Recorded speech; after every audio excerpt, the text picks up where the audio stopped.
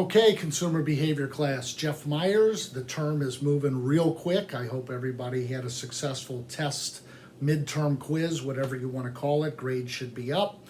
Wanted to talk about two quick things. One was that discussion post on stealth marketing and whether or not it's ethical. I believe it's 100% ethical. Businesses out there have to try other things to get you to try their product, in addition to advertising on TV or billboards or trying to get you through Facebook. They got to get the product in your hands somehow for you to be able to make that choice. Now, is there manipulation? Yeah.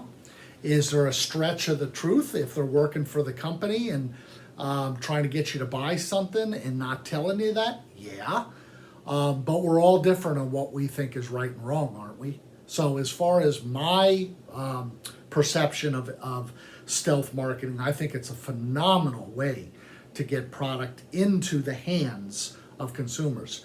I know I was stealth marketed back at Best Buy 7 years ago when I bought a MacBook. I never looked at Mac. They're double the price of Toshiba. Never looked at it.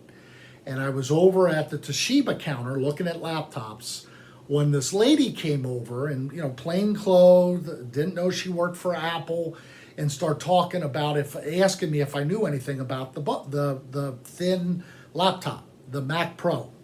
And I said, no, I've never bought one. And she said, well, my daughter's looking at one. She said that they don't get real hot under the computer. They're real cool. And I remember that the laptops that I've been using get real hot and they have a fan. So I put my hand under there and didn't feel a fan. And I thought, huh. And then she said you didn't have to put antivirus software on the Mac. And I thought, well, I need to do that with the Toshiba. And then she I grabbed it, I'm holding it, and it felt really nice. It felt light. It felt like a Mercedes. And then that Apple glow hit me in the eye, and I ended up buying a Mac, and I'm on my third Mac.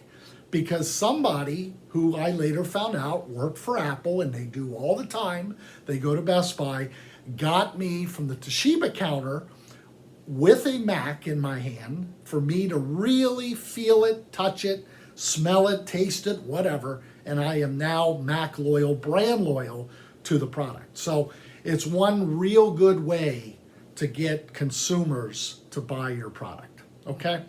Another thing, I was at Bricks, which is a pizzeria down in Briar Creek. And I remember sitting at the bar, ordering a pizza, and this lady sat next to me, and she started talking to me.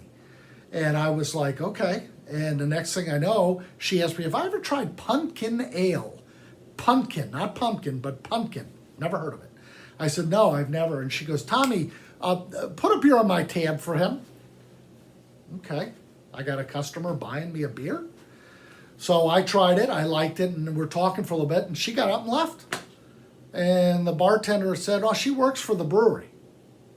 So, stealth marketer, she got my attention, she buys me a beer.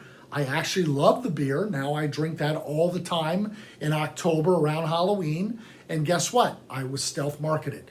You all have been stealth marketed at some point. They're all out there. So ethical or not, it is a very, very great way to get people to try your product, and then in some cases get them brand loyal to that product, which we'll get to later.